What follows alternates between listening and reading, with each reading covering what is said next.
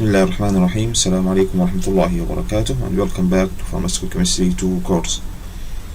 In this section we're going to present the cholinomimetics, which are those compounds that mimic the effect of acetylcholine on acetylcholine receptor.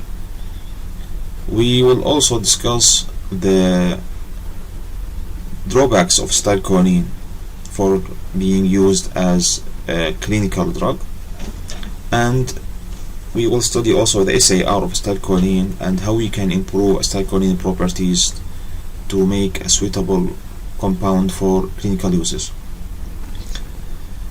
Initially, cholinomimetics can be defined as those compounds that produce an effect which is similar to acetylcholine. Cholinomimetics are those compounds that produce an effect which is similar to acetylcholine.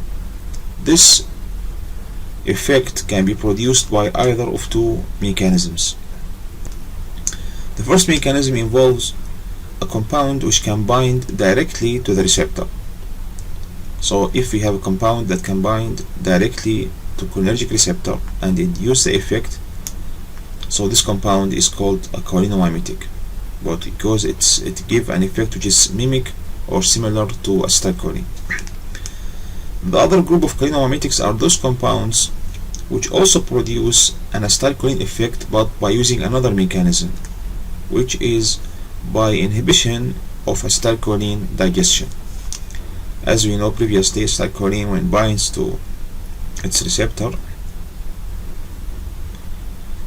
it will take time, then it will be hydrolyzed to acetic acid and choline by acetylcholine esterase enzyme. So if we inhibit this enzyme, this means acetylcholine will be remained at the binding site, and the effect will persist. So we have two types of cholinomimetics: either those compounds that act as antagonists on the receptor, or those compounds that inhibit acetylcholine, the endogenous acetylcholine, from hydrolysis, and therefore extending the effect of acetylcholine and extending its effect. So both of these compounds, both of these groups of compounds are called cholinomimetics.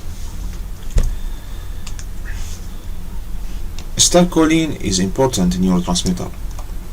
However, this compound is not clinically used.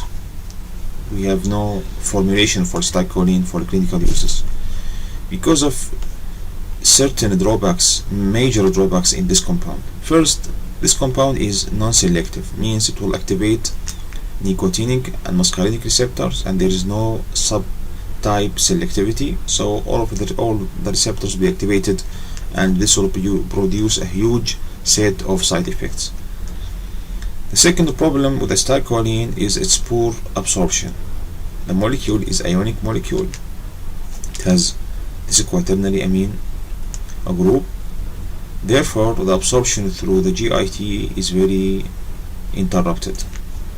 So acetylcholine has a poor absorption, and therefore it cannot be used orally. Suppose we can give acetylcholine as an injection, we will face also another problem, which is the short half-life, because acetylcholine have this ester group, and this ester group is unstable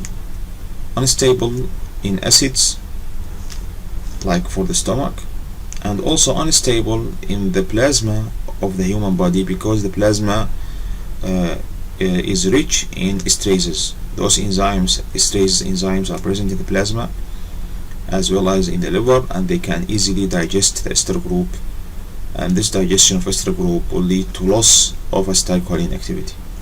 Therefore, the rapid hydrolysis of acetylcholine is another problem with the molecule, which means that acetylcholine is not suitable as a drug molecule because of all of these problems.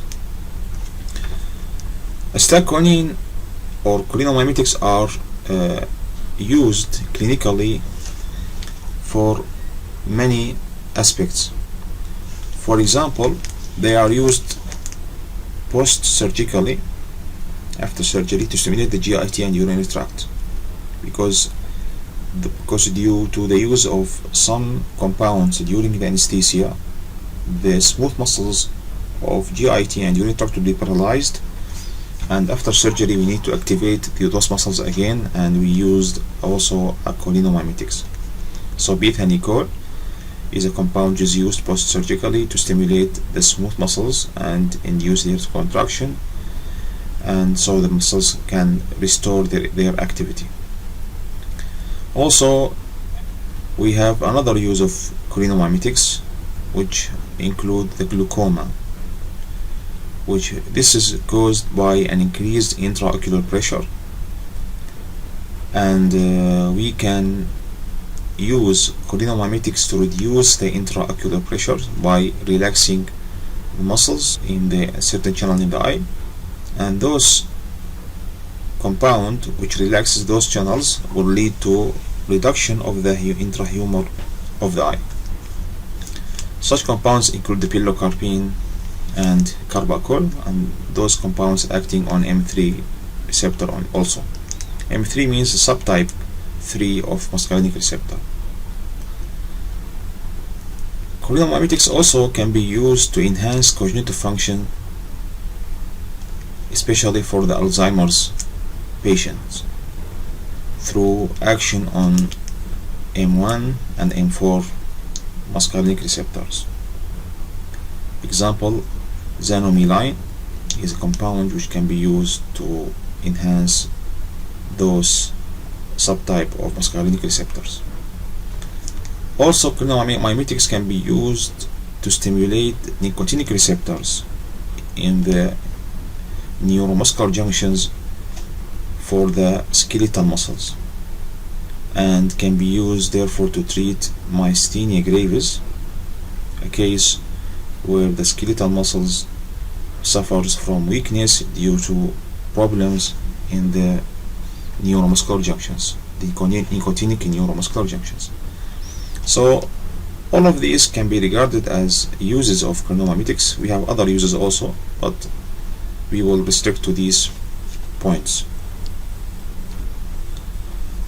Acetylcholine, as we said previously, the molecule is simple. It can be easily synthesized also.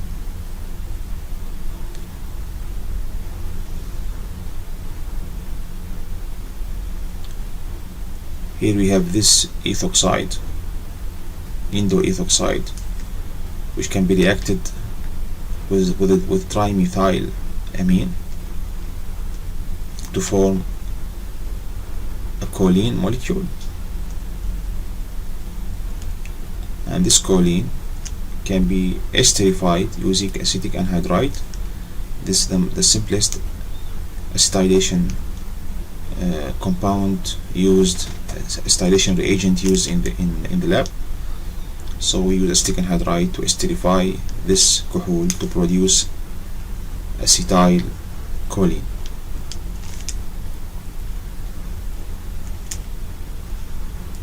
Acetylcholine. However, as we said previously, acetylcholine, although it's simple, easily synthesized, but it's not suitable for clinical use because it's easily hydrolyzed, as we said, in the stomach, is hydrolyzed in the blood due to esterases. It is non-selective for muscarinic and nicotinic receptors, and also it's non-selective between organs. So it has many problems which restrict its use as a clinical drug. To get a cholinergic or cholinomimetic compound as a clinical drug, we should have some properties. The molecule needs to be selective and stable. So muscarine, which is a plant of plant origin, can be used because it is more stable than acetylcholine. It is also selective for muscarinic receptors, which can produce a selective effect on organs. Nicotine also have the same properties. It's also from plant origin and also is more stable and selective for nicotinic receptors. However, both of these compounds also suffer some type of side effects due to action on other receptors in the body.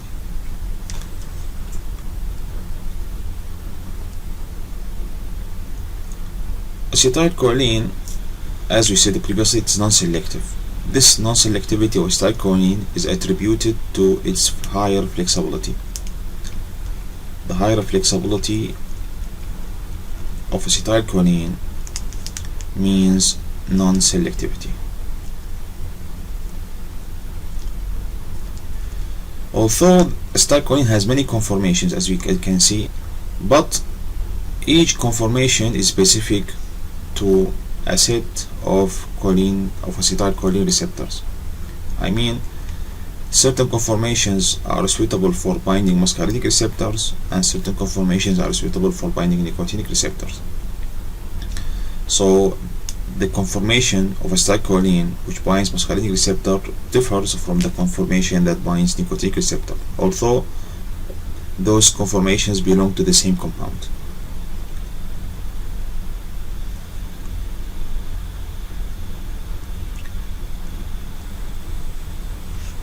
Muscarine, although it is of plant origin, it has a chemical fingerprint which is similar to acetylcholine. That's why muscarine has this acetylcholine activity. Muscarine is more rigid than acetylcholine. This rigidity of muscarine is due to this ring system.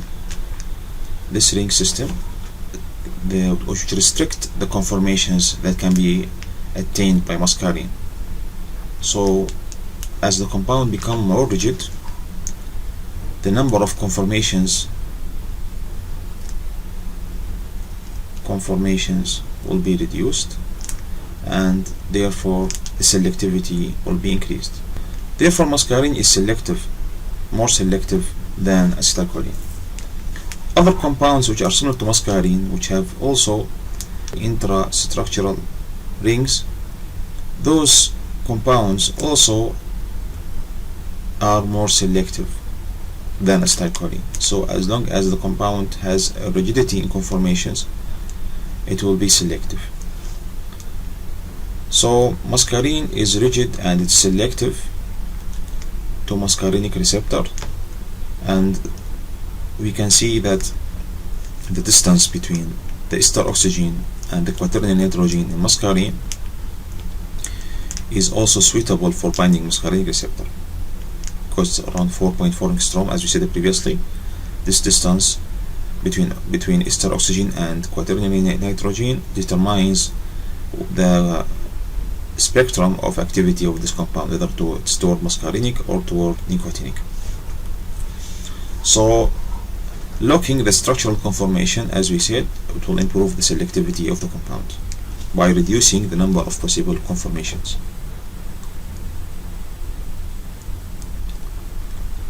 Structure-activity relationship. This topic is frequently encountered in medicinal chemistry or pharmaceutical chemistry. SAR, structure activity relationship. Structure activity relationship. This relationship is simply non-quantitative. Meaning the SAR, structure activity relationship, is a non-quantitative relationship. It measures whether the activity is toward the plus or minus side, but it's not measuring how much it is. We have another kind of studies which use QSAR. This kind is called the quantitative structure activity relationship. So changes in structure will have effect on activity that can be quantitatively measured, and this kind of studies include the use of QSAR, quantitative structure activity relationship. We have other kinds of QSAR. Some of these are called the 3D QSAR, which relate the quantitative changes in activity in response to the 3D structure of the molecule. That's why I call it 3D QSAR. We have also 4D QSAR, which quantitatively measure the relationship between activity and 3D structure and conformations attained for the compound. So we have a 4D QSAR. Anyhow, in this course we are only dealing with SAR, the simplest form of SAR. So let's look at the SAR for acetylcholine. Acetylcholine, as we said previously, has the important features to bind the acetylcholine receptors. So in order to design any molecule which can bind acetylcholine receptor, we should understand how acetylcholine itself binds the receptor, then we try to mimic the binding of acetylcholine. Looking at the structure of acetylcholine through different studies, we can find that those general features of acetylcholine are important for its activity. The main feature is the positive charge nitrogen.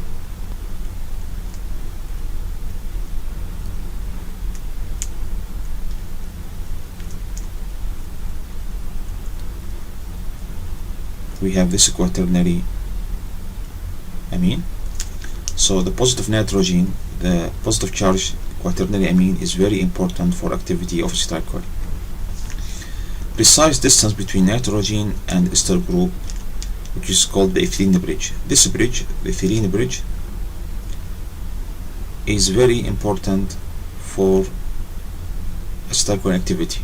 The optimum distance, which is ethylene, not methyl nor propyl, should be 2 carbons only. This optimum distance is between ester and quaternary amine is important for the activity of acetylcholine. Also, we have an important group, which is the ester group. Ester functional group is also important and should be present in active molecule. So this group is also important, the ester group. The overall size of the molecule should be not bigger than acetylcholine, because the overall size of the molecule will determine whether it can fit or not the binding pocket in the receptor. So we should adjust our molecules to be almost similar to acetylcholine. The other important point is the number of substitutions on the amine, on the nitrogen. So quaternary amine is the active form. If we have less number of substitutions, means we have tertiary amines, the activity will be reduced. Also, if we have a bigger substitutions and the amine, also the activity will be reduced, as we will see in next slides. Also, the size of the ester should be also optimum, and the ester group of bigger size will also lead to changing the activity of the molecule from agonist to antagonistic activity, as you will see in the coming slides. So these main features that should be present in active cholinomimetic molecule: positive charge nitrogen, precise distance between ester and the charge nitrogen. Ester group should be present. The size of the ester group should be almost similar to acetylcholine, not a bigger size. The substitutions and the nitrogen should be also small, and preferably to be 3 substitutions to get a quaternary amine. The size of the molecule should be almost similar to acetylcholine. So these are the main points that should be present in a cholinomimetic compound. Let's see how the changes in structure will have on the activity. So this slide summarizes the important point that we mentioned previously: the size or the presence of the ester group, the quaternary amine group, the ethylene bridge, and positive charge quaternary amine. All of these are mentioned previously. So let's make some changes on acetylcholine and see whether these changes will affect the activity. So for the quaternary amine, if we remove the quaternary amine, means we change the nitrogen to carbon, so we remove the positive charge by removing the nitrogen, or by reducing the number of substitutions from 3 to 2, we will have bad effect on activity, means activity will be reduced. This primary amine also have a reduced activity. Let's take a look at the ethylene bridge. If we make the bridge smaller, 1 carbon, or larger, 3 carbon, all of these changes will have bad effect on activity. Let's look at the methyl group attached for the ester. The methyl group of acetoxy group cannot be extended. We cannot make it larger or replace it with another group of larger size, but we can replace it with a group of similar size. It will be tolerated. So, for example, if we replace the methyl but by ethyl, the activity will be reduced. If we replace this methyl with a larger group like ethyl, the activity will be reduced. But if we replace it with another group, although it is electronically different than methyl, but the size is almost similar, like for an amine, the compound will be still active. So this means that the size of this group is critical, while the electronic changes is not so critical. So amine group is different than methyl group, electronically different, but the size is almost the same. So the size, as long as the size is the same, the compound is still active. Look at the ester group in general. Ester group, as we said, is important because those oxygens make interaction with the receptor by hydrogen bonds. So removing the ester group will have bad effect on activity, whether we remove only the carbonyl oxygen or we remove the other oxygen. All of these changes will have bad effect on activity. If we replace the ester group with a larger ester group, we maintain ester oxygens, but we change the acetoxy methyl into larger groups like ethyl or phenyl. This will have a dramatic change on activity. It will lead to reduction in agonistic activity and increase in antagonistic activity. The compound becomes an antagonist while it was an agonist. So changing the size, increasing the size, or reducing agonistic activity and increasing antagonistic activity. So it's critical and important, and we will see these effects in designing muscarinic receptors antagonists. The quaternary amine methyls also, methyl groups should be 3. There should be 3 methyl groups. At least 2 methyl groups should be present. If we replace the methyl group with ethyl groups, the activity will be reduced because the sizes of this ethyl is much larger than methyl groups. However, if we replace only one methyl by ethyl, the activity will be tolerated and the compound can be still active, although it's less active, but can maintain some kind of activity. So the replacement of these methyls should be restricted to one ethyl group which can be tolerated. Means we can replace only one methyl by one ethyl, but the others should be kept as methyl. So in conclusion, we have these points. The acetylcholine molecule is tightly fit to the receptor.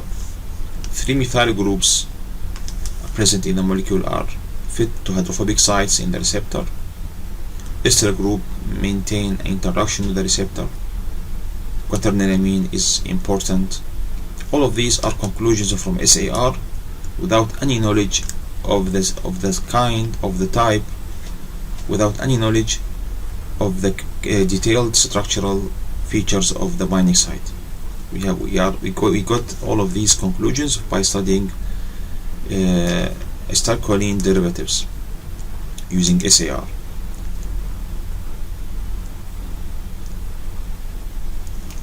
So for cholinergic agonist, to design a cholinergic agonist, the agonist should have stability and selectivity, and this needs knowledge the binding site properties as well as SAR for the acetylcholine.